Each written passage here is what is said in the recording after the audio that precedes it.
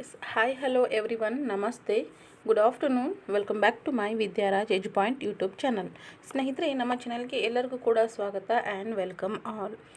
ಇವತ್ತಿನ ಈ ಕ್ಲಾಸಲ್ಲಿ ಏನಿದು ನ್ಯೂಸ್ ಪೇಪರ್ ತೋರಿಸ್ತಾ ಇದ್ದಾರಾ ಅಂತ ಅನ್ಕೊತಾ ಇದ್ದೀರಾ? ಹೌದು ಸ್ನೇಹಿತರೆ, ನಾನು ನೆನೆ ತಾನೇ ನೋಡ್ತಾ ಇದ್ದೆ. ಸೊ ಇದು ಯಾವಾಗ ಅಂದರೆ ಜೂನ್ ಇಲ್ಲಿ ಕಾಣಿಸ್ತಾ ಇದೆ ಅಂತ ಅನ್ಕೊತೀನಿ. ಜೂನದ ಒಂದು 5ನೇ ತಾರೀಕಿಂದಿದು ಇದು 2024 ಜೂನ್ 5ನೇ ತಾರೀಕು ಅಂದರೆ ಪರಿಸರ ದಿನಾಚರಣೆ ಅಂತ ನಾವೇನು ಆಚರಣೆ ಮಾಡ್ತೀವಲ್ವ, ಅವತ್ತು ಇದರಲ್ಲಿ ಸ್ವಲ್ಪ ಇಂಪಾರ್ಟೆಂಟ್ ಆದಂತಹ ಕೆಲವೊಂದಷ್ಟು ಅಂಶ ಅಥವಾ ಮಾಹಿತಿ ಇದರಲ್ಲಿ ಇತ್ತು. ಸೊ ನಿಮ್ಮ ಜೊತೆ ಇದನ್ನು ಶೇರ್ ಮಾಡ್ಕೋಬೇಕು ಅಂತ ಇದನ್ನು ಹಾಗೆ ಎತ್ತಿಟ್ಟಿದ್ದೆ. ಸೊ ಸಿಕ್ಕಿದ್ದಿಲ್ಲ, ನೆನೆ ಸಿಕ್ತು, ಅದಕ್ಕೋಸ್ಕರ ಅದನ್ನು ನೋಡಿಕೊಂಡು ಇವತ್ತು ವಿಡಿಯೋ ಮಾಡ್ತಾಯಿದ್ದೀನಿ. ಇದು ತುಂಬಾ ಇಂಪಾರ್ಟೆಂಟು, ಯಾಕಂತಂದರೆ ಇಲ್ಲಿ ಹೋಗ್ತಾ ಹೋಗ್ತಾ ನಿಮಗೆ ಮಾಹಿತಿಯನ್ನು ತಿಳಿಸ್ಕೊಡ್ತೀನಿ. ಆ್ಯಂಡ್ ಒನ್ಸ್ ಅಗೇನ್ ಎಲ್ಲರಿಗೂ ಸಹ ನಮ್ಮ ಚಾನಲ್ಗೆ ಸ್ವಾಗತ ಅಂತ ಹೇಳ್ತೀನಿ. ಬನ್ನಿ ಇದರಲ್ಲಿ ಏನಿದೆ ಅಂತ ನೋಡೋಣ. ಇಲ್ಲಿ ನೋಡ್ಬೋದು, ಕರೆಂಟ್ ಅಫೇರ್ಗೆ ಸಂಬಂಧಿಸಿದಂತೆ ಇರುತ್ತೆ. ಸೊ ಇಲ್ಲಿ ನೋಡಿ, ಇದು ಪ್ರಥಮ ಭಾಷೆ ಕನ್ನಡ ಅಂತ. ನೆಕ್ಸ್ಟು ಇಲ್ಲಿ ಒನ್ಸ್ ಅಗೇನ್ ಇಲ್ಲಿ ನೋಡ್ಬೋದು, ಇಲ್ಲಿ ಕ್ಲಿಯರಾಗಿ ಕಾಣ್ತಾ ಇದೆ ಅಲ್ವಾ, ಜೂನ್ 5, 2024 ಬುಧವಾರದ ಒಂದು ಯಾವುದು ಸಂಯುಕ್ತ ಕರ್ನಾಟಕ ಪತ್ರಿಕೆ ಆಗಿರುತ್ತೆ ಇದು. ಸೊ ಇದರಲ್ಲಿ SSLCಗೆ ಸಂಬಂಧಿಸಿದಂತೆ ಎಲ್ಲ ವಿಷಯಕ್ಕೂ ಸಂಬಂಧಿಸಿದಂತೆ ಅಂದರೆ ಕನ್ನಡ, ಇಂಗ್ಲೀಷ್, ಸೊ ಮ್ಯಾಥ್ಸ್ ಆಗಿರ್ಬೋದು, ಸಮಾಜ, ಸೊ ಎಲ್ಲ ರೀತಿಯ ಪ್ರಶ್ನೋತ್ತರಗಳನ್ನು ಇಲ್ಲಿ ಬಿಡಿಸಿರ್ತಾರೆ.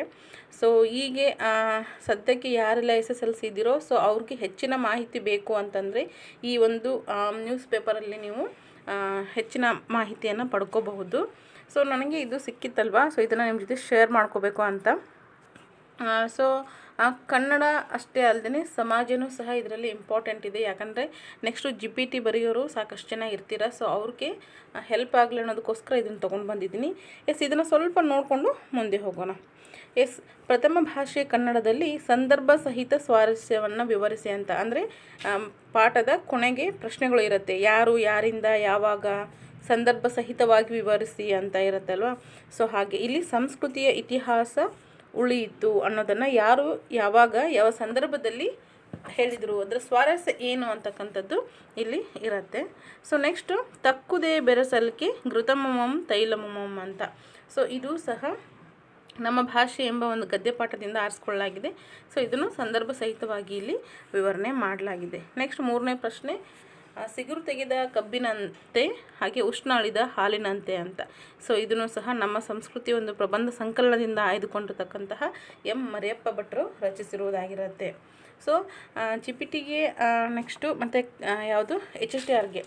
ಸೊ ಕನ್ನಡದಲ್ಲಿ ನಮಗೆ ನಮ್ಮ ಕೃತಿಗಳು, ಕಾದಂಬರಿ, ನಾಟಕ, ಸೊ ಈ ರೀತಿ ಎಲ್ಲ ಇದರ ಮೇಲೆ ಪ್ರಶ್ನೆಗಳು ಬರ್ತಾ ಇರುತ್ತೆ. ಸೊ ಮರಿಯಪ್ಪ ಭಟ್ಟರು ರಚಿಸಿರ್ತಕ್ಕಂತಹ ಪ್ರಬಂಧ ಸಂಕಲನ ಯಾವುದು ಅಂತ ಕೇಳ್ಬೋದು, ನಮ್ಮ ಸಂಸ್ಕೃತಿ ಅಂತಕ್ಕಂಥದ್ದು. ಸೊ ಇವು ತುಂಬ ಇಂಪಾರ್ಟೆಂಟ್ ಆಗಿರುತ್ತೆ.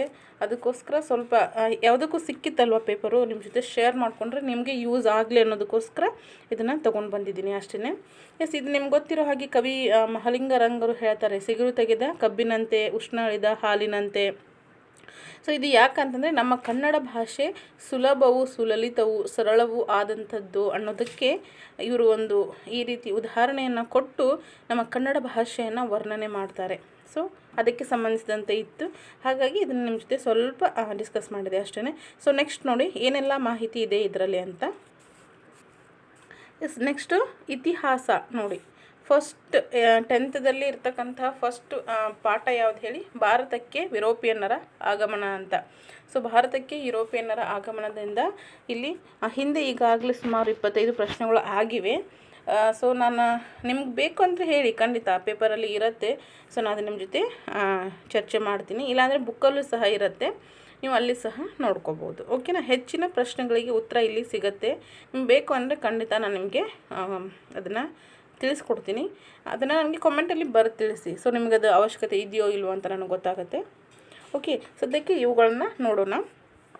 ಇದು GPTಗೆ ತುಂಬಾ ಇಂಪಾರ್ಟೆಂಟು. ಯಾಕಂದರೆ ಪೇಪರ್ 2 ಯಾರು SS ಬರಿತಾ ಇದ್ದೀರೋ ಅಂದರೆ social science, GPT second paper social science ಯಾರು ಬರಿತಾ ಇದ್ದೀರೋ 50 ಅಂಕಗಳು MCQ ಅಲ್ಲಿ ಇರುತ್ತೆ, ಅಂದರೆ ಮಲ್ಟಿಪಲ್ ಚಾಯ್ಸಲ್ಲಿ ಇರುತ್ತೆ.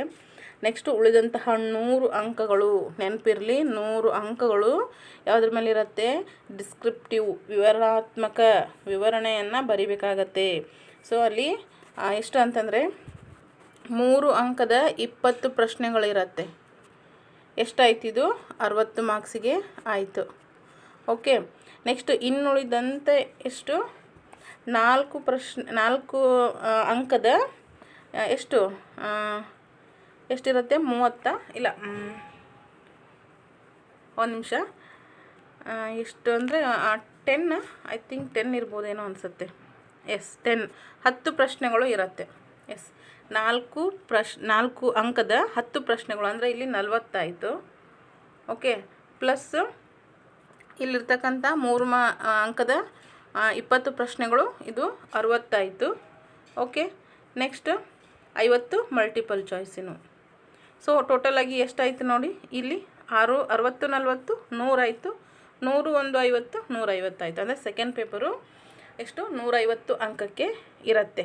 ಸೊ ಹಾಗಾಗಿ ನಾವಿಲ್ಲಿ 50 ಅಂಕವನ್ನು ಮಲ್ಟಿಪಲ್ ಚಾಯ್ಸ್ಗೆ ಕೊಟ್ಟರೆ ಇನ್ನುಳಿದಂತಹ 60 ಮತ್ತು 40, 3 ಅಂಕದ 20 ಪ್ರಶ್ನೆಗಳು, 4 ಅಂಕದ 10 ಪ್ರಶ್ನೆಗಳಿಗೆ ನಾವಿಲ್ಲಿ ಗಮನ ಕೊಡಬೇಕಾಗತ್ತೆ. ಹಾಗಾಗಿ ನಮಗೆ ವಿವರಣಾತ್ಮಕವಾಗಿ ಬರೀಲಿಕ್ಕೆ ಈ ರೀತಿಯ ಪ್ರಶ್ನೆಗಳಿಗೆ ಉತ್ತರಗಳು ಬೇಕಾಗತ್ತೆ. ಓಕೆನಾ? ಅದಕ್ಕೋಸ್ಕರ ತೊಗೊಂಡು ಬಂದಿದ್ದೀನಿ. ಸೊ ಯಾರೆಲ್ಲ ಇದರ ಸದುಪಯೋಗ ಪಡ್ಕೋಬೋದು. ಹಾಗೆಯೇ ಈ ಒಂದು PDF ನಿಮಗೆ ಬೇಕು ಅಂದರೆ ಖಂಡಿತ ತಿಳಿಸಿ. ನನ್ನ ಟೆಲಿಗ್ರಾಮ್ ಒಂದು ಚಾನಲಲ್ಲಿ ನಾನು ಇದನ್ನು ಶೇರ್ ಮಾಡಿರ್ತೀನಿ, ಅಲ್ಲಿ ಸಹ ನೀವು ನೋಡ್ಬೋದು. ಈ ವಿಡಿಯೋದ ಕೊನೆಗೆ ಅಂದರೆ ಡಿಸ್ಕ್ರಿಪ್ಷನ್ ಬಾಕ್ಸಲ್ಲಿ ನಾನು ನನ್ನ ಟೆಲಿಗ್ರಾಮ್ದ ಒಂದು ಚಾನಲ್ದ ಲಿಂಕನ್ನು ಕೊಟ್ಟಿರ್ತೀನಿ. ಸೊ ಯಾರೆಲ್ಲ ಆಸಕ್ತರು ಆ ಚಾನಲ್ಗೆ ಹೋಗಿ ಜಾಯಿನ್ ಆಗಿ ನೀವು ಈ ಒಂದು PDF ಪಡ್ಕೋಬೋದು. ಓಕೆನಾ? ಎಸ್, ಫಸ್ಟ್ ಪ್ರಶ್ನೆ ನೋಡ್ಕೊಳ್ಳಿ. ಕರ್ನಾಟಕ ಯುದ್ಧದ ಪರಿಣಾಮಗಳು ಏನು? ಕರ್ನಾಟಕ ಯುದ್ಧ ಆಗಲಿಕ್ಕೆ ಅದರ ಪರಿಣಾಮಗಳು ಏನು? ನೆಕ್ಸ್ಟು ಉತ್ತರ ಏನು ಅಂತಂದರೆ, ಫಸ್ಟ್ ಅದರಲ್ಲಿ ಇದನ್ನು 3 ಅಂಕಕ್ಕಾದರೂ ಬರೀಬೋದು, 4 ಅಂಕಕ್ಕಾದರೂ ಬರೀಬೋದು. ಸೊ 4 ಅಂಕಕ್ಕಂದರೆ ಇನ್ನೊಂದು 2 ಪಾಯಿಂಟ್ ಹೆಚ್ಚಿಗೆ ಬರೀಬೇಕು. ಓಕೆನಾ? ಇಲ್ಲಿ ನೋಡಿ, ಫ್ರೆಂಚರು ಭಾರತದಲ್ಲಿ ತಮ್ಮ ಎಲ್ಲ ನೆಲೆಗಳನ್ನು ಕಳೆದುಕೊಂಡರು. ಕರ್ನಾಟಕ ಯುದ್ಧದ ನಂತರ ಆದಂಥ ಪರಿಣಾಮ ಏನಂತಂದರೆ, ಫ್ರೆಂಚರು ಭಾರತದಲ್ಲಿರ್ತಕ್ಕಂತಹ ತಮ್ಮ ಎಲ್ಲ ನೆಲೆಗಳನ್ನು ಕಳೆದುಕೊಳ್ತಾರೆ. ಒಂದು. ನೆಕ್ಸ್ಟು ಪ್ಯಾರಿಸ್ ಒಪ್ಪಂದದ ಪ್ರಕಾರ ಫ್ರೆಂಚರಿಗೆ ಪಾಂಡಿಚೇರಿಯನ್ನು ನೀಡಲಾಗತ್ತೆ. ಯಾವ ಒಪ್ಪಂದ? ಪ್ಯಾರಿಸ್ ಒಪ್ಪಂದದ ಪ್ರಕಾರ ಫ್ರೆಂಚರಿಗೆ ಪಾಂಡಿಚೇರಿಯನ್ನು ನೀಡಲಾಯಿತು ಅಂತಕ್ಕಂಥದ್ದು. ನೆಕ್ಸ್ಟು ದಕ್ಷಿಣ ಭಾರತದಲ್ಲಿ ಫ್ರೆಂಚರ ಒಂದು ಮೂಲೆ ಗುಂಪು ಅಂತಕ್ಕಂಥದ್ದು. ಸೊ ಮೇನ್ ಪಾಯಿಂಟನ್ನು ನೀವು ಬರೆದ್ರೆ ಸಾಕಾಗತ್ತೆ. ನೆಕ್ಸ್ಟು ಹೀಗೆ ಬ್ರಿಟಿಷರು ಇತರ ಯುರೋಪಿಯನ್ ಪ್ರತಿಸ್ಪರ್ಧಿಗಳನ್ನು ದಮನ ಮಾಡುವಲ್ಲಿ ಗಮನ. ಓಕೆ, ನೆಕ್ಸ್ಟ್ ಹಾಗಾಗಿ ದಕ್ಷಿಣ ಭಾರತವನ್ನು ಗೆಲ್ಲುವ ಕಾರ್ಯದಲ್ಲಿ ಮಗ್ನ ಅಂತಕ್ಕಂಥದ್ದು ಇದು ಕರ್ನಾಟಕ ಯುದ್ಧದ ಪರಿಣಾಮಗಳು. ಓಕೆ, ಸೊ ಇದಷ್ಟನ್ನು ನೀವು ಒಂದು ನೋಟ್ ಮಾಡಿಟ್ಕೋಬೋದು ಬೇಕಂತಂದರೆ. ಓಕೆ, ನೆಕ್ಸ್ಟ್ ನೋಡಿ, ಬ್ರಿಟಿಷರ ವಿರುದ್ಧ ಬಕ್ಸಾರ್ ಕದನದ 3 ಸಂಯುಕ್ತ ಸೇನೆಗಳು ಯಾವುವು ಅಂತ. ಯಾವುದು? ಬಂಗಾಳದ ಮೀರ್ ಕಾಸಿಮ್ ಒಂದು, ಆನಂತರ ಮೊಘಲ್ ದೊರೆ 2ನೇ ಶಾ ಆಲಂ, ನೆಕ್ಸ್ಟು ಔಧ್ನ ನವಾಬ ಶುಜಾವುದ್ದೌಲ ಒಂದು. ಬಕ್ಸಾರ್ ಕದನದ 3 ಸಂಯುಕ್ತ ಸೇನೆಗಳು ಯಾವುವು ಅಂತ ಕೇಳಿದರೆ, ಬಂಗಾಳದ ಮೀರ್ ಕಾಸಿಮನ ಸೇನೆ, ಮೊಘಲ್ ದೊರೆ 2ನೇ ಶಾ ಆಲಮನ ಸೇನೆ, ಔಧ್ನ ನವಾಬ ಶುಜಾವುದ್ದೌಲನ ಒಂದು ಸೇನೆ. ಸೊ ಇವು 3 ಸೇನೆಗಳಾಗಿರತ್ತೆ ಯಾವ ಕಾಲದಲ್ಲಿ? ಬಕ್ಸಾರ್ ಕದನದ ಒಂದು ಟೈಮಲ್ಲಿ. ಓಕೆ, ನೆಕ್ಸ್ಟ್ ದ್ವಿಪ್ರಭುತ್ವ ಪದ್ಧತಿ ಅಂದ್ರೇನು? ದ್ವಿಪ್ರಭುತ್ವ ಪದ್ಧತಿ ಅಂತಂದ್ರೇನು? ಸೊ ಇದನ್ನು ಬಂಗಾಳದಲ್ಲಿ ಭೂ ಕಂದಾಯ ವಸೂಲಿ ಮಾಡುವ ಹಕ್ಕು ಬ್ರಿಟಿಷರದ್ದಾದರೆ ಆಡಳಿತ, ನ್ಯಾಯ ಮೊದಲಾದಂತಹ ಆಡಳಿತಾತ್ಮಕ ಕಾರ್ಯಗಳನ್ನು ನವಾಬ ನಿರ್ವಹಿಸುವುದು. ದ್ವಿಪ್ರಭುತ್ವ ಪದ್ಧತಿ ಅಂತಂದರೆ ಬಂಗಾಳದಲ್ಲಿ ಭೂ ಕಂದಾಯ ವಸೂಲಿ ಮಾಡುವಂಥ ಹಕ್ಕು ಬ್ರಿಟಿಷರದ್ದಾದರೆ ಆಡಳಿತ, ನ್ಯಾಯ ಮೊದಲಾದಂತಹ ಆಡಳಿತಾತ್ಮಕ ಕಾರ್ಯಗಳನ್ನು ಯಾರು? ನವಾಬ ನಿರ್ವಹಿಸ್ತಾ ಇದ್ದ. ಹಾಗೆ ದ್ವಿಪ್ರಭುತ್ವ ಪದ್ಧತಿಯನ್ನು ಜಾರಿಗೆ ತಂದವರು ಯಾರು ಹೇಳಿ? ಐ ಥಿಂಕ್ ರಾಬರ್ಟ್ ಕ್ಲೈವ್ ಅಲ್ವಾ? ಎಸ್, ರಾಬರ್ಟ್ ಕ್ಲೈವ್ ಅಂತ ಅನ್ಕೊತೀನಿ. ಸೊ ಎಸ್ ಅಂದರೆ ಎಸ್ ಅಂತ ಹಾಕಿ, ಇಲ್ಲಾಂದರೆ ನೋ ಅಂತ ಹಾಕ್ಬೋದು, ಕಮೆಂಟಲ್ಲಿ ತಿಳಿಸಿ. ಓಕೆ, ನೆಕ್ಸ್ಟ್ ನನಗೆ ರಾಬರ್ಟ್ ಕ್ಲೈವ್ ಅಂತ ಓದಿರೋ ನೆನಪಿದೆ, ಹಾಗಾಗಿ. ನೆಕ್ಸ್ಟ್ ಬಕ್ಸಾರ್ ಕದನದ ಪರಿಣಾಮಗಳು ಏನು ಅಂತ ನಿಮಗೆ 3 ಅಂಕಕ್ಕೆ ಕೇಳ್ಬೋದು. ಓಕೆ, ಈಸ್ಟ್ ಇಂಡಿಯಾ ಕಂಪನಿಗೆ ಬಂಗಾಳದ ದಿವಾಣಿ ಹಕ್ಕು ಅಂದರೆ ಯಾರು ಬರ್ತಾರೆ? ಶಾ ಆಲಂ ಬರ್ತಾನೆ, 2ನೇ ಶಾ ಆಲಂ. ಓಕೆ, ನೆಕ್ಸ್ಟ್ ಕೊಟ್ಟಿದ್ದಾರೆ ನೋಡಿ ಇಲ್ಲಿ. ಶಾ ಆಲಂ ವಾರ್ಷಿಕ 26 ಲಕ್ಷ ರೂಪಾಯಿಗಳಿಗೆ ಬಂಗಾಳದ ಹಕ್ಕನ್ನು ಬಿಟ್ಟ.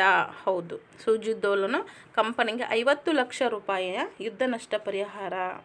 ನಂತರ ಮೀರ್ ಜಾಫರ್ ಮಗನಿಗೆ ವಿಶ್ರಾಂತಿ ವೇತನ. ನೆಕ್ಸ್ಟು ಬಂಗಾಳ, ಬಿಹಾರ್ ಮತ್ತು ಒಡಿಸ್ಸಾದ ನಿಜವಾದ ಒಡೆಯರಾಗಿ ಬ್ರಿಟಿಷರು. ನೆಕ್ಸ್ಟು ಹೌದ್ ಬ್ರಿಟಿಷರ ಅಧೀನವಾಯಿತು. ಸೊ ಇದಷ್ಟು ಬಕ್ಸಾರ್ ಕದನದ ಪರಿಣಾಮ ಆಗುತ್ತೆ. ಇವುಗಳನ್ನು ಖಂಡಿತ ನೀವು ನೆನಪಿಟ್ಕೊಳ್ಳೇಬೇಕು. ಯಾಕಂದರೆ ಡಿಸ್ಕ್ರಿಪ್ಟಿವಲ್ಲಿ ಸ್ವಲ್ಪ ಈ ರೀತಿಯಾದಂತಹ ನೇರ ಪ್ರಶ್ನೆಗಳನ್ನು ಕೇಳ್ತಾ ಇರ್ತಾರೆ.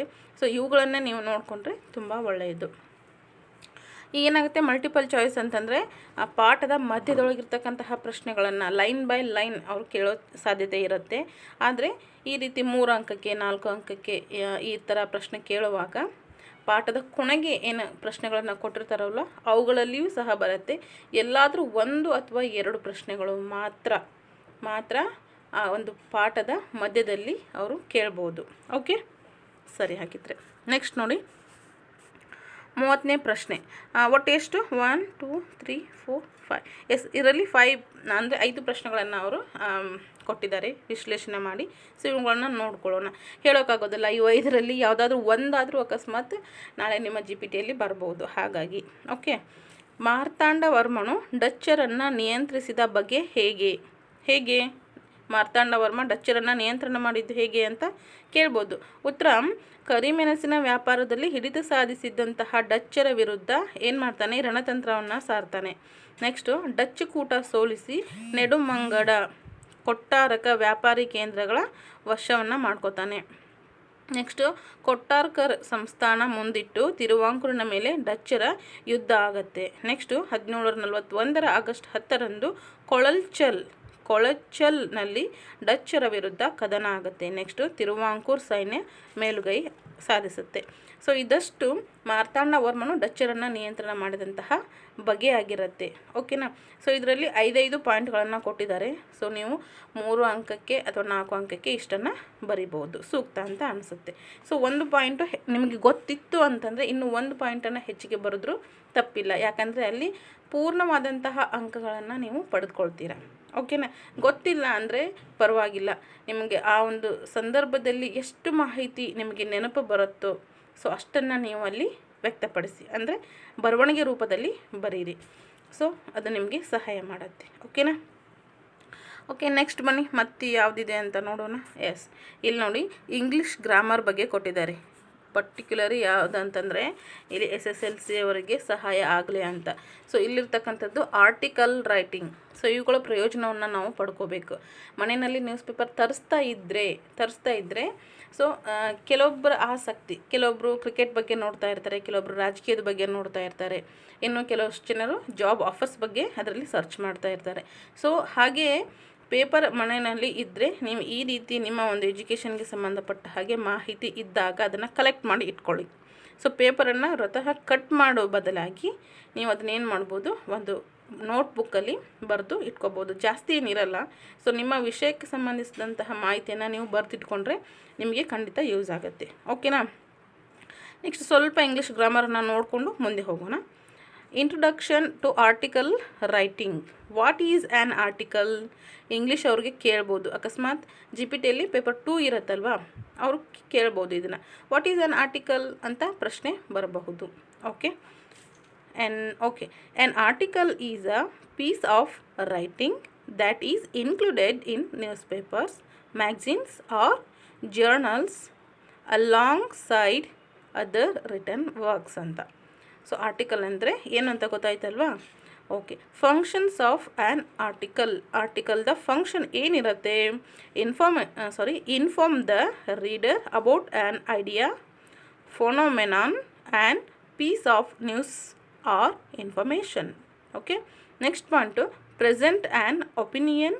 Next, present an objective analysis. Next, used for descriptive purposes ಅಂತ. ಸೊ ಇದು ಆರ್ಟಿಕಲ್ನ ಫಂಕ್ಷನ್ಸ್ ಆಗಿರುತ್ತೆ. ಓಕೆ. ನೆಕ್ಸ್ಟ್ ನೋಡಿ, ಕ್ಯಾರೆಕ್ಟರಿಸ್ಟಿಕ್ಸ್ ಆಫ್ ಆ್ಯನ್ ಆರ್ಟಿಕಲ್ ಅಂತ ಕೊಟ್ಟಿದ್ದಾರೆ. ಆರ್ಟಿಕಲ್ನ ಕ್ಯಾರೆಕ್ಟರಿಸ್ಟಿಕ್ಸ್ ಏನೆಲ್ಲ ಇರುತ್ತೆ? Can be formal or informal depending on who the readers are ಅಂತ. Next, is less formal than a report. Next, is well researched and the facts are true. Next, format of a ಆರ್ಟಿಕಲ್ದ format ಏನಿರುತ್ತೆ ಇಲ್ಲಿ ನೋಡ್ಕೊಳ್ಳಿ, ಇದು important. Examples, floods, causes and preventions. Flood ಅಂತ ಏನು ಹೇಳ್ತೀವಿ ನಾವು, ಪ್ರವಾಹ ಅಂತ ಹೇಳ್ತೀವ. ಓಕೆ, ಅದರದ ಒಂದು ಕಾರಣ ಮತ್ತು ಪ್ರಿವೆನ್ಷನ್ಸ್ ಅದನ್ನು ನೀವು 3 ಅಥವಾ 4 ಮಾರ್ಕ್ಸಿಗೆ ಕೇಳ್ಬೋದು, ಹೇಳೋಕ್ಕಾಗೋದಿಲ್ಲ. ಇದ್ರ ಬಗ್ಗೆ ಸ್ವಲ್ಪ ಹೇಗೂ ಇದೆ ಮಾಹಿತಿ ತಿಳ್ಕೊಂಡ್ರೆ ಒಳ್ಳೆಯದು. ಓಕೆ, ಸ್ವಲ್ಪ ಇದನ್ನು ನೋಡಿಕೊಂಡು ಮುಂದೆ ಹೋಗೋಣ. Tragic scenes unfolded when heavy rains ಏನಿತ್ತು wreaked havoc in Jammu and Kashmir, causing floods, landslides, house collapses and heavy loss of life and property.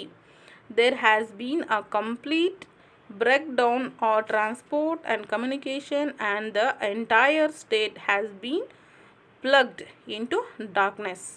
Human activities such as rapid deforestation are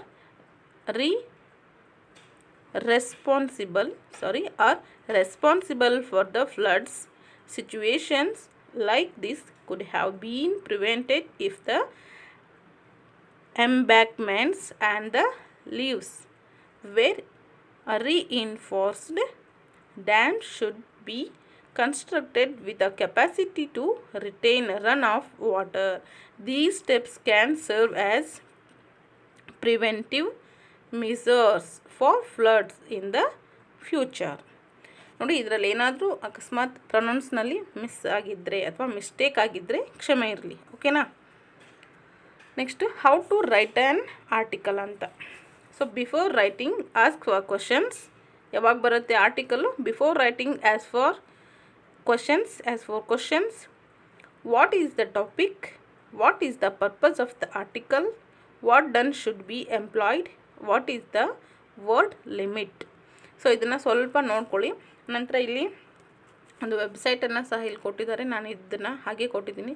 ಹೆಚ್ಚಿನ ಮಾಹಿತಿ ನಿಮಗೆ ಬೇಕು ಅಂದರೆ ಇಲ್ಲಿ ನೀವು contact ಮಾಡಬಹುದು.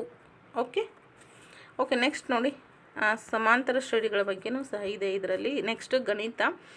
So ನಂದು ಗಣಿತ ಸಬ್ಜೆಕ್ಟ್ ಅಲ್ಲ, ಸೊ ಗಣಿತ ಇರೋರಿಗೆ ಇದು ಹೆಲ್ಪ್ ಆಗಲಿ ಅನ್ನೋದಕ್ಕೋಸ್ಕರ ನಾನು ತೊಗೊಂಡು ಬಂದಿದ್ದೀನಿ. ಸಮಾಂತರ ಶ್ರೇಣಿಯ ಮೊದಲ 5 ಧನ ಪೂರ್ಣಾಂಕಗಳಲ್ಲಿ ಮಧ್ಯದ 3 ಪದಗಳ ಮೊತ್ತ 24, ಮೊದಲನೇ ಮತ್ತು ಕೊನೆಯ ಪದಗಳ ಗುಣಲಬ್ಧ 48 ಆದರೆ ಸಮಾಂತರ ಶ್ರೇಣಿಯ ಪದಗಳನ್ನು ಕಂಡುಹಿಡಿಯಿರಿ ಅಂತ ಇಲ್ಲಿ ಕೊಟ್ಟಿದ್ದಾರೆ. ಸೊ ಇದನ್ನು ನೀವೇ ನೋಡ್ಕೊಳ್ಳಿ. ಓಕೆ, ನೋಡಿ, ನಾನೇನು ಫಾಸ್ಟಾಗಿ ಹೋಗಿಸ್ತಾ ಇಲ್ಲ, ನಿಧಾನವಾಗಿ ಇದನ್ನು ನೀವು ಬೇಕಿದ್ದರೆ ನೋಡ್ಕೋಬೋದು. ನೆಕ್ಸ್ಟ್ ಇಲ್ಲಿ ನೋಡಿ, ಎಕನಾಮಿಕ್ಸ್ ಅವ್ರಿಗೆ ಸಂಬಂಧಿಸಿದಂತೆ ಇಂಟ್ರೊಡಕ್ಷನ್ ಟು ಮೈಕ್ರೋ ಎಕನಾಮಿಕ್ ಅಂತ ಅದ್ರ ಬಗ್ಗೆ ಇದೆ. What is opportunity cost, next what is production possibilities ಫ್ರಾಂಟೈರಾ. ಓಕೆ, ಸೊ ಇದ್ರ ಬಗ್ಗೆ ನೀವು ನೋಡ್ಕೊಳ್ಳಿ. ಓಕೆನಾ? ನೆಕ್ಸ್ಟ್ ಜಿಯೋಗ್ರಫಿಗೆ ಸಂಬಂಧಿಸಿದಂತೆ ಇದೆ ನೋಡಿ ಇದರಲ್ಲಿ ಮಾಹಿತಿ. ನೆಕ್ಸ್ಟ್ ಇದಕ್ಕೆ ಉತ್ತರ ಬೇಕು ಅಂದ್ರೂ ಲಾಸ್ಟಲ್ಲಿ ಕೊಟ್ಟಿದ್ದಾರೆ. ಇಲ್ಲಿ ನೋಡಿ, ಇಲ್ಲಿದೆ. ಸೊ ನೋಡ್ಕೊಳ್ಳೋಣ, ಸ್ವಲ್ಪ ಜಾಸ್ತಿ ಏನಿಲ್ಲ, 9 ಪ್ರಶ್ನೆ ಇದೆ. ಸೊ ಜಿಯೋಗ್ರಫಿ ನಮಗೂ ಸಹ ಹೆಲ್ಪ್ ಆಗುತ್ತೆ. ಹಾಗಾಗಿ ಬಹು ಆಯ್ಕೆಯ ಪ್ರಶ್ನೆಗಳು. ಜನಸಂಖ್ಯಾ ಭೂಗೋಳಶಾಸ್ತ್ರದ ಸ್ಥಾಪಕರು ಯಾರು? ಜನಸಂಖ್ಯಾ ಭೂಗೋಳಶಾಸ್ತ್ರದ ಸ್ಥಾಪಕರು ಯಾರಾಗ್ತಾರೆ? ಇಲ್ಲಿ ಫೆಡ್ರಿಚ್ ರಾಡ್ಜೆಲ್ ಅಂತ ಕೊಟ್ಟಿದ್ದಾರೆ. ಸೊ ಇವರು. ನೆಕ್ಸ್ಟ್ 2012ರ ಪ್ರಕಾರ ಪ್ರಪಂಚದ ಒಟ್ಟು ಜನಸಂಖ್ಯೆ ಎಷ್ಟು? 7 ಬಿಲಿಯನ್. ಓಕೆ, ಎಷ್ಟು? 7 ಬಿಲಿಯನ್ ಅಷ್ಟು. ಓಕೆ, ನೆಕ್ಸ್ಟ್ 2012ರ ಪ್ರಕಾರ ಪ್ರಪಂಚದ ಜನಸಂಖ್ಯಾ ಬೆಳವಣಿಗೆ ದರ ಎಷ್ಟು? ಇಲ್ಲಿ ನೋಡಿ ಆನ್ಸರ್ ಇದೆ. ಎಷ್ಟು? 6 ಬಿಲಿಯನ್, ಶೇಕಡ 1.1, ಶೇಕಡ 1.1 ಅಷ್ಟು. ಓಕೆನಾ? ನೆಕ್ಸ್ಟ್ ಪ್ರಪಂಚದಲ್ಲಿ ಅಧಿಕ ಜನನ ಪ್ರಮಾಣ ಹೊಂದಿದ ರಾಷ್ಟ್ರ. ಜನನ ಪ್ರಮಾಣ ಜಾಸ್ತಿ ಎಲ್ಲಿ ಅಂತಂದರೆ ಯಾವ ಒಂದು ಪ್ರದೇಶದಲ್ಲಿ? ನೈಜರ್ನಲ್ಲಿ ಜನನ ಪ್ರಮಾಣ ಹೆಚ್ಚು. ನೆಕ್ಸ್ಟ್ ಈ ಖಂಡ ಅಧಿಕ ಜನಸಂಖ್ಯಾ ಬೆಳವಣಿಗೆ ಹೊಂದಿದೆ. ಅಧಿಕ ಜನಸಂಖ್ಯೆ ಇರತಕ್ಕಂತಹ ಖಂಡ ಯಾವುದು? ನಮ್ಮ ಏಷ್ಯಾ ಖಂಡ. ಓಕೆ, ಏಷ್ಯಾ ಖಂಡದ ಈ ರಾಷ್ಟ್ರ ಅಧಿಕ ಜನಸಂಖ್ಯೆಯನ್ನು ಹೊಂದಿದೆ. ಏಷ್ಯಾ ಖಂಡದಲ್ಲಿಯೇ ಯಾವುದು ಅತಿ ಹೆಚ್ಚು ಜನಸಂಖ್ಯೆಯನ್ನು ಹೊಂದಿರತಕ್ಕಂಥದ್ದು? ಚೀನಾ. ಓಕೆ, ಪ್ರಪಂಚದಲ್ಲಿ ಅಧಿಕ ಲಿಂಗ ಸಂಯೋಜನೆ ಹೊಂದಿದ ರಾಷ್ಟ್ರ ಯಾವುದು?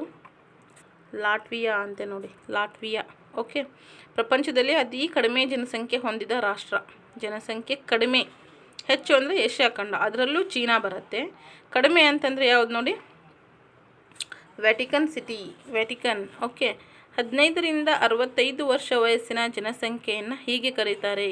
15ರಿಂದ 65 ವಯಸ್ಸಿನ ಜನಸಂಖ್ಯೆಯನ್ನು ಏನಂತ ಕರೀತಾರೆ? ಇದರಲ್ಲಿ ನೋಡಿ, ಅಂಗವಿಕಲರು, ಮಕ್ಕಳು, ವಯಸ್ಕರು, ವೃದ್ಧರು ಅಂತ ಕೊಟ್ಟಿದ್ದಾರೆ. ಏನಾಗುತ್ತೆ?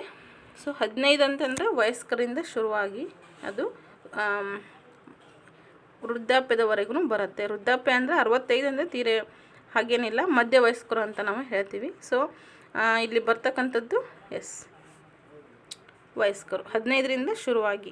ಓಕೆನಾ? 9 ಸಿ ವಯಸ್ಕರು. ಓಕೆ, ಇದಷ್ಟು ಇನ್ಫಾರ್ಮೇಷನ್ನು. ನೆಕ್ಸ್ಟ್ ನೋಡಿ, ಎಕನಾಮಿಕ್ಸ್ ಇದೆ, ಸೂಕ್ಷ್ಮಶಾಸ್ತ್ರದ ಪರಿಚಯ ಅಂತ. ಇದು ಸೆಕೆಂಡ್ PUC ಅವ್ರಿಗೆ ಇಲ್ಲಿ ಕೊಟ್ಟಿದ್ದಾರೆ ನೋಡಿ, ಸೆಕೆಂಡ್ PU ಅಂತ. ಓಕೆ, ಅವ್ರಿಗೆ ಇದನ್ನು ಸ್ವಲ್ಪ ನಿಮ್ಗೆ ಯಾರಿಗೆ ಬೇಕೋ ಅವರು ಇದನ್ನು ಬಳಸ್ಕೋಬಹುದು. ಓಕೆನಾ? ನೆಕ್ಸ್ಟ್ ಬಂದರೆ ಅಕೌಂಟೆನ್ಸಿ ಯಾರ್ದಿದೆ? ನಾನ್ ಪ್ರಾಫಿಟ್ ಆರ್ಗನೈಜೇಷನ್ ಅಂತ. ಸೊ ಓಕೆ, ನಿಮ್ಗೆ ಹೆಲ್ಪ್ ಆಗ್ಬೋದು. ಯಾರ್ಯಾರೆಲ್ಲ ಈ ಒಂದು ವಿಷಯವನ್ನು ತೆಗೆದುಕೊಂಡಿದ್ದೀರೋ ಅವರು ಇದನ್ನು ಅಭ್ಯಾಸ ಮಾಡಿ. ನೆಕ್ಸ್ಟ್ ನೋಡಿ, ಶಿಕ್ಷಕರ ಅರ್ಹತಾ ಪರೀಕ್ಷೆ TET ಅದರ ಒಂದು ಘಟಕ 1 ಶೈಕ್ಷಣಿಕ ಮನೋವಿಜ್ಞಾನಕ್ಕೆ ಪೀಠಿಕೆ ಅಂತ ಕೊಟ್ಟಿದ್ದಾರೆ. ಇನ್ನು ಸ್ವಲ್ಪ ನೋಡ್ಕೊಳ್ಳೋಣ, ಯಾಕಂದರೆ ತುಂಬ ಇಂಪಾರ್ಟೆಂಟ್ ಇದು.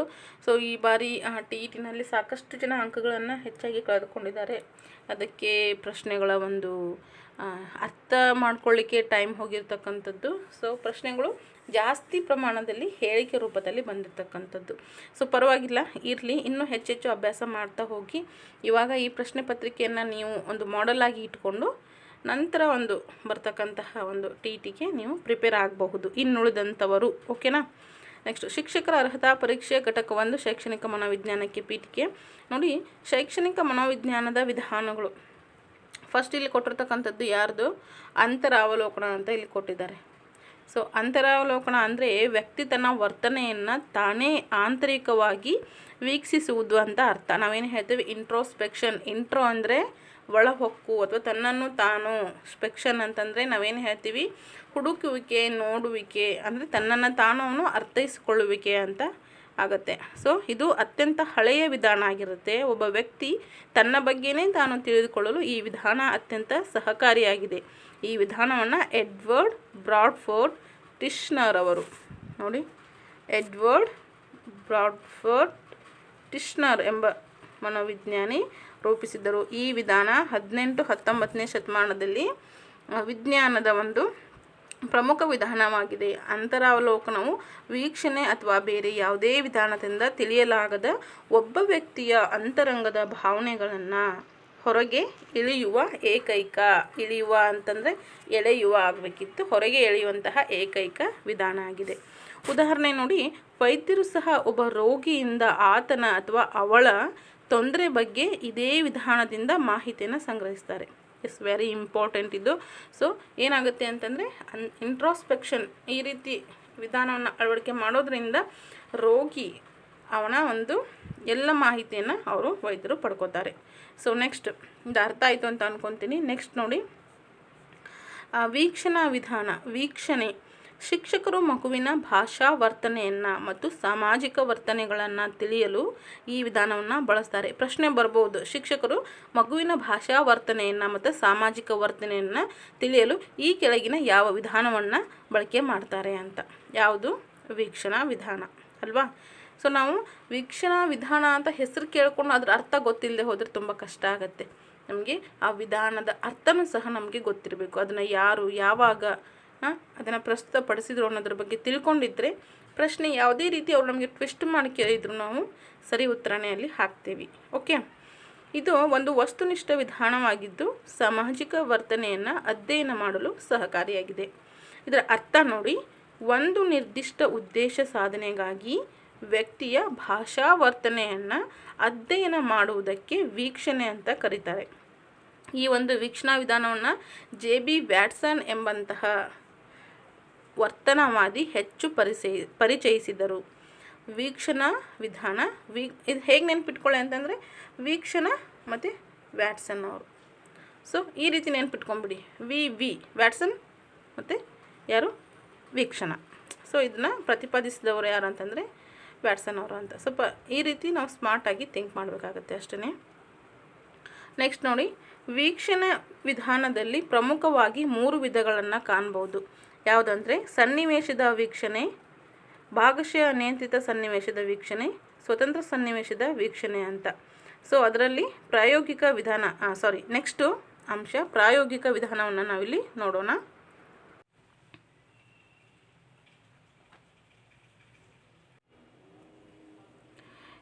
ನೆಕ್ಸ್ಟ್ ಇವಾಗ ಅಂತರಾವಲೋಕನ ನೋಡಿದ್ವಿ, ನೆಕ್ಸ್ಟು ವೀಕ್ಷಣಾ ವಿಧಾನವನ್ನು ನೋಡಿದ್ವಿ, ಇವಾಗ ಪ್ರಾಯೋಗಿಕ ವಿಧಾನವನ್ನು ನೋಡೋಣ.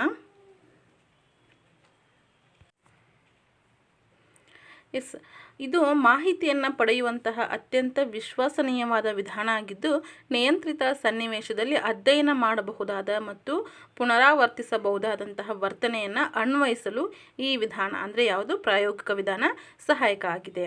ಒಂದು ಪ್ರಯೋಗದ ಮುಖ್ಯವಾದಂತಹ ಘಟಕಾಂಶಗಳು ಅಂದರೆ ನಿಯಂತ್ರಣ, ಬದಲಾವಣೆ ಮತ್ತು ವೀಕ್ಷಣೆ ಅಂತ ಹೇಳ್ತೀವಿ. ಮನೋವಿಜ್ಞಾನದ ಪಿತಾಮಹನೆಂದು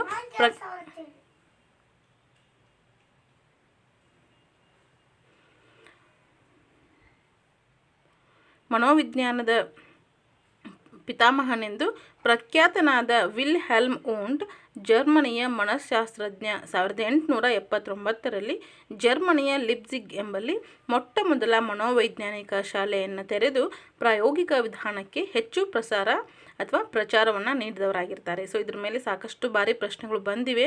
1879ರಲ್ಲಿ ಜರ್ಮನಿಯ ಲಿಪ್ಜಿಗ್ ಎಂಬಲ್ಲಿ ಮನೋವೈಜ್ಞಾನಿಕ ಶಾಲೆಯನ್ನು ಈ ಕೆಳಗಿನವರಲ್ಲಿ ಯಾರು ಸ್ಥಾಪಿಸಿದ್ದಾರೆ ಅಂತ ಕೇಳ್ಬೋದು. ಅಥವಾ ಜರ್ಮನಿಯ ಮನಃಶಾಸ್ತ್ರಜ್ಞ ಆದಂತಹ ವಿಲ್ಹೆಲ್ಮ್ ವುಂಟ್ ಅವರು ಯಾವಾಗ ಮತ್ತು ಎಲ್ಲಿ ಮನೋವೈಜ್ಞಾನಿಕ ಶಾಲೆಯನ್ನು ತೆರೆದ್ರು ಅಂತ ಕೇಳ್ಬೋದು. ಅಥವಾ ಈ ಎಲ್ಲವನ್ನು ಕೊಟ್ಟು ಯಾವ ಶಾಲೆ ಅಂತಲೂ ಕೇಳ್ಬೋದು. ಓಕೆ, ಸೊ ಇದಷ್ಟು ಪ್ರಾಯೋಗಿಕ ವಿಧಾನದ ಮಾಹಿತಿ. ನೆಕ್ಸ್ಟ್ ಬಂದರೆ ವ್ಯಕ್ತಿ ಅಧ್ಯಯನ. ವ್ಯಕ್ತಿ ಅಧ್ಯಯನದಲ್ಲಿ ನಾವೇನು ಹೇಳ್ತೀವಿ, DFT ಬುಕ್ಸ್ ಅವರು ಇದನ್ನು ಬಳಕೆ ಮಾಡಿದಂಥವರು. ಸೊ ವ್ಯಕ್ತಿ ಅಧ್ಯಯನ ಅಂತಂದರೆ ವ್ಯಕ್ತಿ ಅಧ್ಯಯನ ಅಥವಾ ವ್ಯಕ್ತಿ ಚರಿತ್ರೆ. ಈ ವಿಧಾನವು ಸಾಮಾನ್ಯವಾಗಿ ಒಬ್ಬ ವ್ಯಕ್ತಿ ಅಥವಾ ಒಂದು ಸಂಸ್ಥೆಗೆ ಅನ್ವಯಿಸುತ್ತೆ. ಅದರ ಗುರಿಯು ಸಾಧಾರಣವಾಗಿ ನ್ಯೂನತೆ ಪರಿಶೋಧನೆ ಮತ್ತು ನಿವಾರಣೆ. ಇದು ಒಬ್ಬ ವ್ಯಕ್ತಿಯ ಅಥವಾ ಒಂದು ಸಂಸ್ಥೆಯ ಆಳವಾದಂತಹ ಅಧ್ಯಯನ ಆಗಿರುತ್ತೆ. ಸೊ ಸಮಸ್ತ ವ್ಯಕ್ತಿಯ ಬಗ್ಗೆ ಅವಶ್ಯಕವಾದಂತಹ ಮಾಹಿತಿಯನ್ನು ವಿವಿಧ ಮೂಲಗಳಿಂದ ತಿಳಿದಂತಹ ತಂತ್ರಗಳನ್ನು ಬಳಸಿ ಸಂಗ್ರಹಿಸಬಹುದಾಗುತ್ತೆ. ಸೊ ಈ ವಿಧಾನವನ್ನು DFD ಬುಕ್ಸ್ ಅವರು ಯಾರು DFD ಬುಕ್ಸ್ ಅವರು ಈ ತಜ್ಞರು ಏನು ಮಾಡ್ತಾರೆ, ಇದನ್ನು ಹೆಚ್ಚಾಗಿ ಬಳಸಿದ್ದಾರೆ. ಓಕೆನಾ. ಈ ವಿಧಾನವನ್ನು ಶೈಕ್ಷಣಿಕ ಮನೋವಿಜ್ಞಾನ, ಅಪಸಾಮಾನ್ಯ ಮನೋವಿಜ್ಞಾನ ಅಥವಾ ಚಿಕಿತ್ಸಾ ಮನೋವಿಜ್ಞಾನ ಅಥವಾ ಅಪರಾಧ ಮನೋವಿಜ್ಞಾನ ಎಂಬ ಕ್ಷೇತ್ರಗಳಲ್ಲಿ ಹೆಚ್ಚಾಗಿ ಬಳಕೆ ಮಾಡ್ತಾರೆ. ಪ್ರಶ್ನೆ ಬಂದಿದೆ ಆಗಲೇ. ಸೊ ಹೇಗೆ ಅಂದರೆ ಶೈಕ್ಷಣಿಕ ಮನೋವಿಜ್ಞಾನ ಯಾವ ಕ್ಷೇತ್ರದಲ್ಲಿ ಹೆಚ್ಚಾಗಿ ಬಳಕೆ ಮಾಡ್ತಾರೆ ಅಂತ ಕೊಟ್ಟು ಕೆಳಗೆ 4 ಆಪ್ಷನನ್ನು ಕೊಡ್ಬೋದು. ಅದರಲ್ಲಿ ಇವೆಲ್ಲವುಗಳು ಸಹ ಬರುತ್ತೆ. ಓಕೆನಾ. ಉದಾಹರಣೆ ನೋಡಿ, ಒಬ್ಬ ವಿದ್ಯಾರ್ಥಿ ನಿರಂತರವಾಗಿ ಶಾಲೆಗೆ ಗೈರು ಹಾಜರಾಗ್ತಾ ಇದ್ದರೆ ಅದಕ್ಕೆ ಕಾರಣ ಮತ್ತು ಪರಿಣಾಮವನ್ನು ತಿಳಿಲಿಕ್ಕೆ ನಾವು ಈ ವಿಧಾನವನ್ನು ಸಹಕಾರಿಯಾಗಿ ನಾವು ಉಪಯೋಗ ಮಾಡ್ಕೋಬೋದು. ಯಾಕಂದರೆ ವಿದ್ಯಾರ್ಥಿ ನಿರಂತರವಾಗಿ ಗೈರು ಹಾಜರಾಗ್ತಾನೆ ಅಂತಂದರೆ ನಾವು ಸಾಮೂಹಿಕವಾಗಿ ನಾವು ಅಲ್ಲಿ ಯಾವುದೇ ಒಂದು ಅಧ್ಯಯನ ಮಾಡಲಿಕ್ಕೆ ಆಗೋದಿಲ್ಲ. ಪರ್ಟಿಕ್ಯುಲರಾಗಿ ಒಬ್ಬ ವ್ಯಕ್ತಿಯಲ್ಲಿ ಬಿಟ್ಟಿರ್ತಾನೆ ವಿದ್ಯಾರ್ಥಿ ಅಂತಂದರೆ, ಸೊ ಅದಕ್ಕೆ ಕಾರಣ ಏನು ಅಂತ ಆ ವ್ಯಕ್ತಿಯ ಕುರಿತಾಗಿ ನಾವು ಏನು ಮಾಡಬೇಕಾಗತ್ತೆ, ಒಂದು ಕೆಲಸವನ್ನು ಶುರು ಮಾಡಬೇಕಾಗತ್ತೆ. ಸೊ ಅದು ವ್ಯಕ್ತಿ ಅಧ್ಯಯನ. ಓಕೆನಾ. ಸೊ ಇದಷ್ಟು ಶೈಕ್ಷಣಿಕ ಮನೋವಿಜ್ಞಾನಕ್ಕೆ ಸಂಬಂಧಿಸಿದಂಥ ಮಾಹಿತಿ ಅಲ್ಲದೆ ಜೊತೆಗೆ ಈ ಒಂದು ಪತ್ರಿಕೆಯಲ್ಲಿ ಬಂದಂತಹ ಶಿಕ್ಷಕರ ಅರ್ಹತಾ ಪರೀಕ್ಷೆಯ TETಯ ಒಂದು ಶೈಕ್ಷಣಿಕ ಮನೋವಿಜ್ಞಾನಕ್ಕೆ ಪೀಠಿಕೆ ಅಂತಕ್ಕಂಥ ಒಂದು ಮೊದಲ ಘಟಕದ್ದಾಗಿರುತ್ತೆ. ಓಕೆ, ತುಂಬ ಇಂಪಾರ್ಟೆಂಟ್ ಆಗಿತ್ತು, ಅದಕ್ಕೋಸ್ಕರ ನಿಮಗೆ ಇದನ್ನು ತಿಳಿಸ್ಕೊಟ್ಟಿದ್ದೀನಿ. ಓಕೆ, ಇಲ್ಲೊಂದು ಪಾಯಿಂಟ್ ನೋಡಿ, ವಿದ್ಯಾಶ್ರೀ ಬಳ್ಳಾರಿಯವರು ಸ್ಪರ್ಧಾತ್ಮಕ ಪರೀಕ್ಷಾ ಮಾರ್ಗದರ್ಶಕಿಯಾಗಿರ್ತಾರೆ. ನನ್ನ ಹೆಸರು ಕೂಡ ವಿದ್ಯಾಶ್ರೀ. ಇದು ನಿಮಗೆ ಹೇಳಬೇಕು ಅಂತ ಅನ್ನಿಸ್ತು, ಸೊ ಹಾಗಾಗಿ ಹೇಳ್ತಾ ಇದ್ದೀನಿ. ನನ್ನ ಹೆಸರು ವಿದ್ಯಾಶ್ರೀ. ಓಕೆನಾ. ನೆಕ್ಸ್ಟ್ ನೋಡಿ, NEET ಮತ್ತು JEE ಆರ್ KCET ಕ್ಲಾಸಸ್ ಅಂತ. ಸೊ ಇವರು ಈ ಒಂದು ಪ್ರಶ್ನೆ ಪತ್ರಿಕೆಯನ್ನು ನಾನು ಈಗಾಗಲೇ ಅಂದರೆ NEETಗೆ ಸಂಬಂಧಿಸಿದಂಥ ಒಂದು ಪ್ರಶ್ನೆ ಪತ್ರಿಕೆಯನ್ನು ನಾನು ಬಿಡಿಸಿದ್ದೀನಿ. ನಮ್ಮ ಚಾನಲ್ನಲ್ಲಿ ನೀವು ನೋಡ್ಬೋದು, ಪ್ಲೇಲಿಸ್ಟಲ್ಲಿ ಎಲ್ಲ ಸಿಗುತ್ತೆ. ಓಕೆ, ಅಲ್ಲಿ ಸರ್ಚ್ ಮಾಡಿ. ಇದು ಯಾರಿಗೆ ಅವಶ್ಯಕತೆ ಇದೆಯೋ ಸೊ ಅವರು ಇದನ್ನು ಯೂಸ್ ಮಾಡ್ಕೋಬೋದು. ಓಕೆನಾ. ನೆಕ್ಸ್ಟ್ ನಾನು ಇದನ್ನು ಹೇಳ್ತಾ ಇಲ್ಲ, ಮುಂದೆ ಹೋಗ್ತೀನಿ. ನೆಕ್ಸ್ಟ್ ನೋಡಿ, ಇಲ್ಲಿ ರಾಜ್ಯ ಮತ್ತು ಕೇಂದ್ರ ಸರ್ಕಾರಿ ಪರೀಕ್ಷೆ ಅಂದರೆ ಪ್ರಚಲಿತ ಘಟನೆಗಳು ಅಂತ. ಸೊ ಇದು ಯೂಸ್ ಆಗುತ್ತೆ. ಯಾಕಂದರೆ GPTಗೂ HSTRಗೂ ಕೂಡ ಕರೆಂಟ್ ಅಫೇರ್ಸ್ ಬೇಕು. ಸೊ ಇದು ಯಾವುದಕ್ಕೆ ಅಂದರೆ ಸ್ಟೇಟ್ ಮತ್ತು ಗೌರ್ಮೆಂಟ್ ಸೆಂಟ್ರಲ್ಗೆ ಇದು ಪರೀಕ್ಷೆದ್ದಾಗಿರುತ್ತೆ. ಸೊ ನೋಡ್ಕೊಳ್ಳೋಣ ಎಷ್ಟಿವೆ, 2 4 6 ಜಸ್ಟ್ 6 ಪ್ರಶ್ನೆಗಳಿದೆ, ನೋಡ್ಕೊಂಡು ಬಿಡೋಣ. ಯಾಕಂದರೆ ಇದ್ರ ಮೇಲೆ ಪ್ರಶ್ನೆ ಬಂದರೂ ಬರಬಹುದು, ಹೇಳಲಿಕ್ಕಾಗೋದಿಲ್ಲ. ಹಾಗಾಗಿ ಯಾವ ಸಚಿವಾಲಯವು ರತ್ನ ಮತ್ತು ಆಭರಣ ವಲಯಕ್ಕೆ ಅಧಿಕೃತ ಆರ್ಥಿಕ ಆಪರೇಟರ್ ಸ್ಥಾನವನ್ನು ನೀಡಿದೆ ಅಂತ? ಯಾವುದು? ಹಣಕಾಸು ಸಚಿವಾಲಯ, ವಿದ್ಯುತ್ ಸಚಿವಾಲಯ, ಗಣಿ ಸಚಿವಾಲಯ, ಕೃಷಿ ಸಚಿವಾಲಯ ಅಂತ ಕೊಟ್ಟಿದ್ದಾರೆ. ಕೆಳಗಡೆ ಉತ್ತರ ಕೂಡ ಕೊಟ್ಟಿದ್ದಾರೆ, ನೋಡ್ಕೊಂಡು ಬಿಡೋಣ. ಒಂದು ನಿಮಿಷ. ಓಕೆ ನೋಡಿ,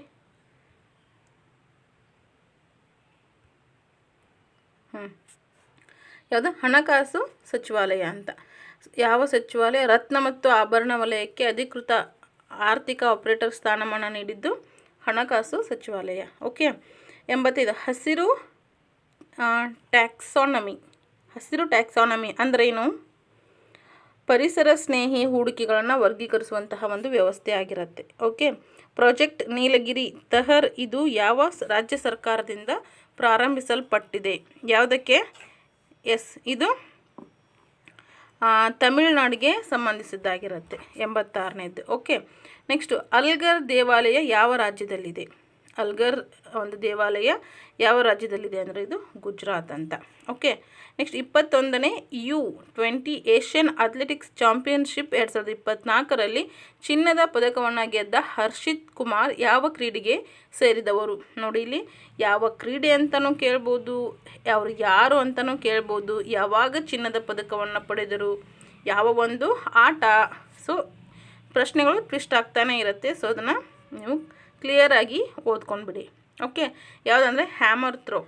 21ನೇ U20 ಏಷ್ಯನ್ ಅಥ್ಲೆಟಿಕ್ಸ್ ಚಾಂಪಿಯನ್ಶಿಪ್ 2024ರಲ್ಲಿ ಚಿನ್ನದ ಪದಕವನ್ನು ಗೆದ್ದ ಹರ್ಷಿತ್ ಕುಮಾರ್ ಅವರು ಹ್ಯಾಮರ್ ಥ್ರೋ ಒಂದು ಕ್ರೀಡೆಗೆ ಸೇರಿದವರಾಗಿರ್ತಾರೆ. ಓಕೆ. ನೆಕ್ಸ್ಟ್ ನೋಡಿ, ಲಾಸ್ಟ್ ಪ್ರಶ್ನೆ. ಹಡಗು ಸಚಿವಾಲಯವು ಭಾರತದ ಮೊದಲ ಟ್ರಾನ್ಸಿಪ್ಮೆಂಟ್ ಬಂದರು ಎಂದು ಯಾವ ಬಂದರನ್ನು ಅನುಮೋದಿಸಿದೆ? ಯಾವುದು ನೋಡಿ? ಇಲ್ಲಿ ಕೊಟ್ಟಿದ್ದಾರೆ ನೋಡಿ, ವಿಜಿಜಮ್ ಬಂದರು ಅಂತೆ. ಓಕೆ. 3rd one. ಸೊ ಇದು ಇಷ್ಟು ಇದರ ಒಂದು ಮಾಹಿತಿ. ಓಕೆ. ನೆಕ್ಸ್ಟ್ ನೋಡೋಣ. ನೆಕ್ಸ್ಟ್ ಏನಿದೆ ನೋಡಿ, IAS ಆರ್ KAS ಕೋಚಿಂಗ್ ಬಗ್ಗೆ ಕೆಲವೊಂದಷ್ಟು ಮಾಹಿತಿಯನ್ನು ಇಲ್ಲಿ ಕೊಡಲಾಗಿದೆ. ಸೊ ಇದನ್ನು ಸ್ವಲ್ಪ ನೀವೇ ನೋಡ್ಕೊಳ್ಳಿ. ಓಕೆ. ಅದರ್ವೈಸ್ PDO ಹುದ್ದೆಗೆ ಸಂಬಂಧಿಸಿದಂಥ ಸುಧಾರಣೆ ಮತ್ತು ಸಹಕಾರ. ಈ ಒಂದು PDO ಹುದ್ದೆಗೆ ಒಂದು ತರಬೇತಿಯಾಗಿ ಈ ಒಂದು ಮಾಹಿತಿಯನ್ನು ಕೊಟ್ಟಿದ್ದಾರೆ. ಸೊ ಇದನ್ನು ನೀವೇ ಓದ್ಕೊಳ್ಳಿ. ಓಕೆನಾ? ಸೊ ನೆಕ್ಸ್ಟು ಇಲ್ಲಿ ನೋಡಿ, computer literacy group C, SSC, IBPS, SBI, next GPSTR ಅಂತ ಇದೆ, ಹಾಗೆ PC. ಸೊ ಎಲ್ಲ ಒಂದು ಎಕ್ಸಾಮಲ್ಲಿ ಈ ಪ್ರಶ್ನೆಗಳು ಬೀಳ್ತವೆ ಅಂತೆ. ಸೊ GPSTR ಸೆಕೆಂಡ್ ಪೇಪರಲ್ಲಿ ಅಥವಾ ಫಸ್ಟ್ ಪೇಪರ್ನಲ್ಲಿ ಆ್ಯಕ್ಚುಲಿ ಇಂಗ್ಲೀಷ್ ಮೀಡಿಯಮ್ ಅವ್ರಿಗೆ ಸೊ ಈ ರೀತಿ ಬರ್ಬೋದು. ಅದರ್ವೈಸ್ ಕ್ವಶನ್ ಕನ್ನಡದಲ್ಲೇ ಇರುತ್ತೆ ಅಂತ ಅಂದ್ಕೊತೀನಿ. ಹಳೆ ಪ್ರಶ್ನೆ ಪತ್ರಿಕೆ ನೋಡಿದರೆ ಪ್ರಶ್ನೆ ಕನ್ನಡದಲ್ಲೇ ಇರುತ್ತೆ. ಸೊ ಇದು ಇಂಗ್ಲೀಷ್ ಅವ್ರಿಗೆ. ಓಕೆ. ಇದನ್ನು ಸ್ವಲ್ಪ ನೀವೇ ಓದ್ಕೊಳ್ಳಿ. ಓಕೆ. ನೆಕ್ಸ್ಟ್ ನೋಡಿ, PSI CAR civil police constable ಅಂತ. ಸೊ ಅವ್ರಿಗೆ ಬರ್ತಕ್ಕಂತಹ ಪ್ರಶ್ನೆಗಳು. ಇದನ್ನು ಸಹ ಓದ್ಕೊಂಬಿಡಿ ನೀವೇ. ಓಕೆನಾ? ಸೊ ಇದನ್ನು ನಾನು ಒಂದು ನಿಮಿಷ ಇಲ್ಲಿ ನೋಡಿ, ಅರಣ್ಯ ರಕ್ಷಕ ಅಂದರೆ ಫಾರೆಸ್ಟ್ ಆಫೀಸರ್ದು ಪ್ರಶ್ನೆ, ಆ ಒಂದು ಎಕ್ಸಾಮಿಗೆ ಬರುವಂಥ ಪ್ರಶ್ನೆಗಳು. ಅರಣ್ಯ ರಕ್ಷಕ ಹುದ್ದೆ ಮಾರ್ಗದರ್ಶಿ, ಇದು ಏನಂದರೆ ಅಂತಾರಾಷ್ಟ್ರೀಯ ಸಂಬಂಧ ಅಂತ. ಸೊ ಇಲ್ಲಿ ಸ್ವಲ್ಪ ನೀವು ಇದನ್ನು ನೋಡ್ಕೊಳ್ಳಿ, ಸ್ವಲ್ಪ ಓದ್ಕೊಳ್ಳಿ. ಓಕೆನಾ? ಇದು ಮುಗೀತು. ಇದರ ಒಂದು PDF-ಅನ್ನು ನಾನು ನಮ್ಮ ಟೆಲಿಗ್ರಾಮ್ ಒಂದು ಚಾನಲ್ನಲ್ಲಿ ಹಾಕ್ತೀನಿ. ನೀವು ಅಲ್ಲಿ ಇದನ್ನು ಡೌನ್ಲೋಡ್ ಮಾಡಿಕೊಂಡು ಓದ್ಕೋಬೋದು. ಅಥವಾ ನಿಮಗೆ ರಿಲೇಟೆಡ್ ಇರತಕ್ಕಂತಹ ಟಾಪಿಕ್ SS ಆಗಿರ್ಬೋದು, ಇದರಲ್ಲಿ ಅಕೌಂಟೆನ್ಸಿ ಇದೆ, ಮ್ಯಾಥ್ಸ್ ಇದೆ, ಸೊ ಕನ್ನಡ ಇದೆ, ನಿಮ್ಗೆ ಯಾವ್ದು ಬೇಕೋ ಅದನ್ನು ನೀವು ಅದನ್ನು ನೋಟ್ ಡೌನ್ ಮಾಡ್ಕೋಬೋದು. ಓಕೆನಾ? ಸೊ ಇದನ್ನು ಈ ವಿಡಿಯೋದ ಡಿಸ್ಕ್ರಿಪ್ಷನ್ ಬಾಕ್ಸಲ್ಲಿ ನಮ್ಮ ಟೆಲಿಗ್ರಾಮ್ ಚಾನಲ್ದ ಲಿಂಕನ್ನು ಕೊಡ್ತೀನಿ, ನೀವಲ್ಲಿ ಜಾಯ್ನ್ ಆಗಿ. ಇನ್ನೂ ಹಲವಾರು ಮಾಹಿತಿಯನ್ನು ಅದರಲ್ಲಿ ನಾನು ನಿಮ್ಮ ಜೊತೆ ಶೇರ್ ಮಾಡ್ಕೊಂಡಿದ್ದೀನಿ, ನೀವಲ್ಲಿ ಡೌನ್ಲೋಡ್ ಮಾಡ್ಕೋಬೋದು. ಓಕೆನಾ? ಒನ್ಸ್ ಅಗೇನ್ ಜೂನ್ 5 ಪರಿಸರ ದಿನಾಚರಣೆ ಶುಭಾಶಯ. ಈಗಾಗಲೇ ಮುಗಿದು ಹೋಗಿದೆ, ಆದರೂ ಇರಲಿ, ನಮ್ಮ ಪರಿಸರ ಚೆನ್ನಾಗಿರಬೇಕು ಅಲ್ವಾ. Okay, thank you. ಈ ವಿಡಿಯೋನ ಪೂರ್ತಿಯಾಗಿ ನೋಡಿದ್ದಕ್ಕೆ ತಮ್ಮೆಲ್ಲರಿಗೂ ಧನ್ಯವಾದಗಳು. ಹಾಗೆ ಯಾರೆಲ್ಲ ಸಬ್ಸ್ಕ್ರೈಬ್ ಮಾಡ್ದೇ ನೋಡ್ತಾ ಇದ್ದೀರೋ ಸೊ ಪ್ಲೀಸ್ ಸಬ್ಸ್ಕ್ರೈಬ್ ಮಾಡ್ಕೊಳ್ಳಿ. ವಿಡಿಯೋ ಇಷ್ಟ ಆದರೆ ಲೈಕ್ ಮಾಡಿ, ಶೇರ್ ಮಾಡಿ. Okay, thank you. ಮತ್ತೆ ಸಿಗ್ತೀನಿ.